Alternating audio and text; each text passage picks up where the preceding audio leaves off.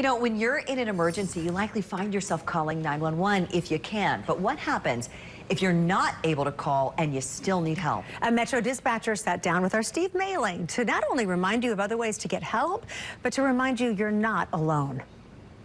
Not being able to call 911 when you're in an emergency situation can be daunting, especially if that's a life-threatening situation. One dispatcher I spoke with is reminding you you don't always have to get on the phone to ask for help.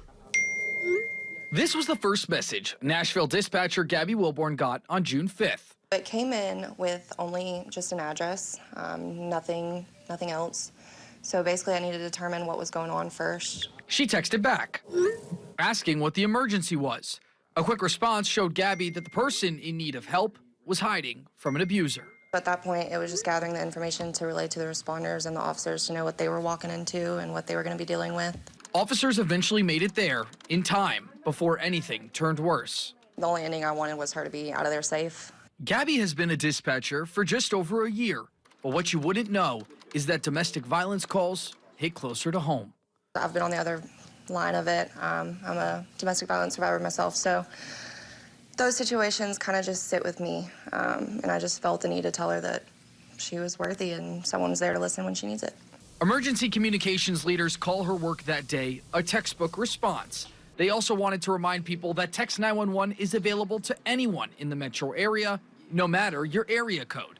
While they ask you reserve the feature for only situations where you cannot talk over the phone, it's there for situations just like this. A lot of domestic violence survivors, they don't know the resources they have out there. Every time I have a domestic situation, I'm always on the phone like, there's resources, talk to the officers, tell them what's going on. And me personally, I held back on that. Now Gabby is there to be that resource for people just like her, as are all the dispatchers inside the Emergency Communications Center. Reach out when it's needed. Don't ever hesitate, and don't ever hesitate. We're always here. For WSMV4, I'm Steve Mailing. Now for context, Metro Emergency Communications says it's received more than 2,000 911 text messages last year. And since July 10th of this year, they've received close to 940 text messages. About 70% of those were associated with dispatched incidents. The remaining 30% were either accidental tests, duplicates, or non-emergencies. Growing